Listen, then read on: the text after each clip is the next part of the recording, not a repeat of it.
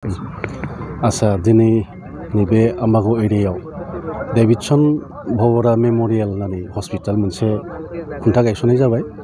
बे जोंनि एरिया लागि बे मोनसे गोग्गाथाव बाथ्रा आरो जोबोद रंजाथाव बाथ्रा। जाय बेक्ति बिथां चित्तरन्जन भवराया बे खामानिखौ मावनो थाखाय आवगायबाय, बिथांखौ माने बाख्नायनो गोनां। बिथाङा जे बेबायदि मोनसे गेदेर खामानिखौ सानखांनानै दिनै बेबायदि खुन्था गायसनबाय। दिनै बे हस्पिटाला जोंनि लागै मोनसे माने मा बुंगोन जोबोद मोजां खामानि जागोन। जोंहा बे ओनसोलनि बेमारिफोरा जुदि सिटिफोराव थानांगौ जायोब्ला बा तेजपुर बा गुवाहाटि, दुखिया दरिद्रफोरा जोबोद खस्थ' मोनो आरो मालाबा जुदि हर समाव जुदि बेमारिफ्रा गोब्राब लोमजायोब्ला माने लामाफोरावनो बिदि जिउ गारनो गोनां जायो। खिन्थु जोंहा बे जुदि जायगायावनो बेबायदि हस्पिटाल मोनोब्ला, मोनसे सुपार स्पेसिलिटि हस्पिटाल मोनोब्ला जोंनि बेरामिफ्रा निस्सय बहुद रिलिफ मोनगोन। आरो आं फोथायो बे हस्पिटाला बे जोंनि एरियानि थाखायल' मुंदांखा जानाय नङा, सारा आसाम सारा इन्डियायावनो बे मोनसे मुंदांखा जागोन। आरो जोंनि रायजो राजानि थाखाय बे हस्पिटाला जोबोद मोनसे मोजां जागोन। आरो जों बयबो रायजो राजाया बे हस्पिटालखौ लुखांनायाव आरो दावगालांनायाव जों हेफाजाब होनांगौ। बेनिफ्राय बेखौ आं खावलायनाय थाबाय। बेसेनोसै, गोजोन्थों। Thank you. ओनसोलनि सुबुं जानानै मा फोरमायगोन? गिबियावनो नोंथांमोननि चेनेलसिम साबायखर बावहरदों जि नैबे आम्बागाव मिसन सक बेयावहाय मोनसे डेभिडसन भवरा मेमरियेल हस्पिटाल बेखौ गायसननो थाखाय जि थि खालामदों। दिनै जोङो जि लाइखुन्थिया गायसननाय हाबाफारि बेयावहा बाहागो लाफैनो मोननानै आम्बागाव दखरा एबसुनि जानानै गोजोननाय मोन्दों। आरो जोंनि ओनसोलाव बेबायदि जि मोनसे गोजौ थाखोनि हस्पिटाल जोंनि गेजेराव जों मोननो हादों आरो बेखौ जाया माने बानायनो थाखाय लाहार फाहार खालामदों बिथांमोना जाहाथे मोजाङै जाफुंसार होनो हायो। आरो बियो जोंनि ओनसोलनि थाखाय जोबोद माने मोजां होननानै जों बुंनो हायो। मानोना जोंनि बे ओनसोलाव उन सिगां बेबायदि गोजौ थाखोनि हस्पिटाल जों मोननो थाङाखै। आरो माने जायखिजाया गोदोर माबा मोनसे बेराम जायोबा जोङो गुवाहाटि तेजपुर बेबायदियाव थांनो गोनां जायो। बेयावहाय जोङो आम्बागाव दखरा दुलाराय बर' फरायसा आफाद हिसाबै जों स्टुडेन्टस अर्गेनाइजेसन हिसाबै जोङो फोरमायनो नागिरदों रायजो राजानिसिम, जाहाथे बे हस्पिटालखौ बानायनायाव साफ्रोमबो मदद आरो हेफाजाबखौ जोङो होनांगौ। आरो जोंबो जोंनिफ्राय जेसेबांखिनि हायो जोङो जेब्लायबो जों हेफाजाबखौ होलांगोन। आरो जाहाथे बे हस्पिटाला मोजाङै जाफुंसारथों होननानै जोङो आफा इसोरनियाव जों आर'ज गाबदों। आरो आंनि बुंनायखौ आं बिसिनियावनो फोजोबबाय। गोजोन्थों।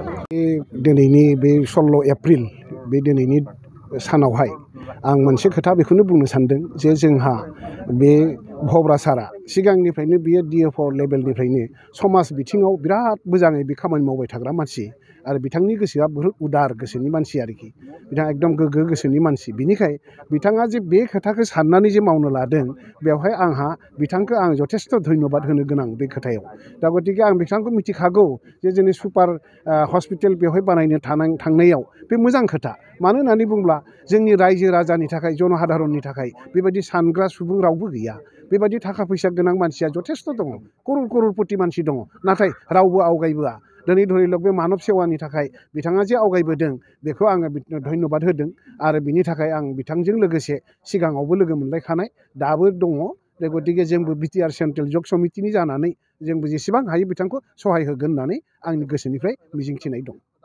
ধৰণৰ চিকিৎসালয় লাগে না মইতো ইয়াৰে লোকেল, ইয়াতে সৰুৰ পৰা ইয়াতে ডাঙৰ হৈছোঁ। আৰু এই বৃহৎ অঞ্চলত আমাৰ মানে এই চিকিৎসা ক্ষেত্ৰত বহুত পিছ পৰি আছিল। আৰু মই ৰিটায়াৰমেণ্টৰ পিছত ভাবিলোঁ যে ৰিটায়াৰমেণ্টত নহয়, তাৰ আগৰ পৰাই মই ভাবিছোঁ যে এই অঞ্চলত মই যদিও ডক্টৰ নহ'লেও মানে এটা ইচ্ছা আছিল যে এই অঞ্চলত এখন মেডিকেল অনুষ্ঠান হওক শুশ্ৰূষাৰ কাৰণে। আৰু প্ৰায়বিলাক এৰিয়া আমাৰ যিটো এৰিয়া তাতে অনেক মানে দুখীয়া মানুহবিলাকো আছে। বেমাৰ আজাৰৰ মই অৱশ্যে ডাটা এতিয়ালৈকে মই পোৱা নাই, হ'লেও মই ভাবোঁ যে যথেষ্ট অভাৱ হৈ আছিলে মেডিকেল লাইনটো বা চিকিৎসা ফালৰ পৰা আৰু মই এইটোৱে ভাবিলোঁ যে যেহেতু সমাজৰ কাম কৰিবলৈ কিছুমান ইচ্ছা আছে বাৰু কিন্তু যদি মই ডক্টৰ লাইনত নাই তথাপিও মই ভাবিলোঁ যে এই কামটো কৰিলে ভাল হ'ব নেকি ৰাইজৰ উপকাৰ হ'ব ইয়াৰ পৰা বহুত দূৰলৈকে যায় টকা পইচাৰ অভাৱত বহুতে চিকিৎসা ল'ব নোৱাৰে আৰু যিমান আমি পাৰোঁ মানে ডক্টৰ ৰামচিয়াৰী তেওঁ মোক এনকাৰেজ কৰিলে ডক্টৰ বাপন তেওঁলোকে সকলোৱে মিলি আমি মানে আগুৱাই যাম বুলি ভাবিছোঁ আৰু আপোনালোকৰ ৰাইজৰ আশীৰ্বাদ লাগিব এইটো মোৰ মানে দেউতা 1952 MLA আছিলে আৰু দেউতাৰ নামতেই ডেভিডson ভোবৰা মেমৰিয়েল হস্পিটেল বুলি নামাকৰণ কৰি আমি মানে আৰম্ভ কৰিছোঁ কিমানজন বেড কিমানজনৰ বেমাৰী বেড এইটো একচুৱেলি আমি আমাৰ প্ৰভিজনেল চাৰ্টিফিকেট যিটো NOC মতে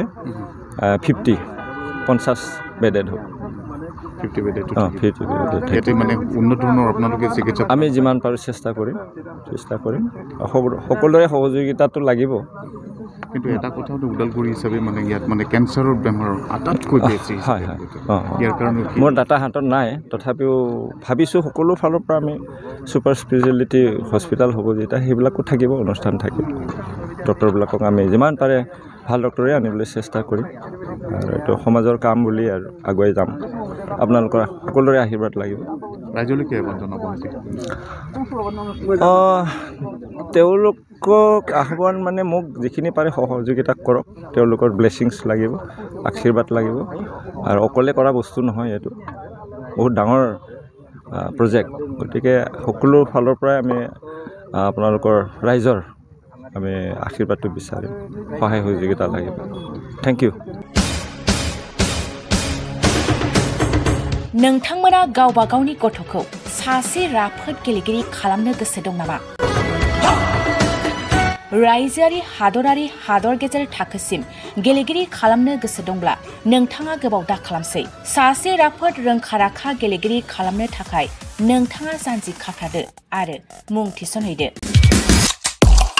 चिरां जिल्लानि सिङाव थानाय सोलिफु फोरोंसालि बल्लामगुरि काराटे एकाडेमि फोनांजाब राहा 8720903713 बड' हाउस काराटे एकाडेमि दलाइगाव फोनांजाब राहा 6900451157 बेंटल काराटे एकाडेमि फोनांजाब राहा 9678041226 बिरनगाव काराटे एकाडेमि फोनांजाब राहा 6901341656 आरो डालिगाव काराटे एकाडेमि फोनांजाब राहा 8720903713 बैफोर मख'नाय सोलोंसालिनिफ्राय सिगांनिफ्रायनो रायजोआरि हादरारि हादर गेजेरारि थाखोनिफ्राय बान्था मोननो हानाय सोलोंसाफोर मोननो हाबोनाय सोलोंसालि बे मख'नाय फोरोंसालियाव रोंगौथि गोनां फोरोंगिरिया फोरोंथाय होनानै नोंथांनि गथ'खौ सासे राफोद गेलेगिरि सोरजिनायाव मदद आरो जाफुंसार खालामगोन अब्ला मानोथो गोबाव खालामनो थाबैनो मुं थिसनहैदो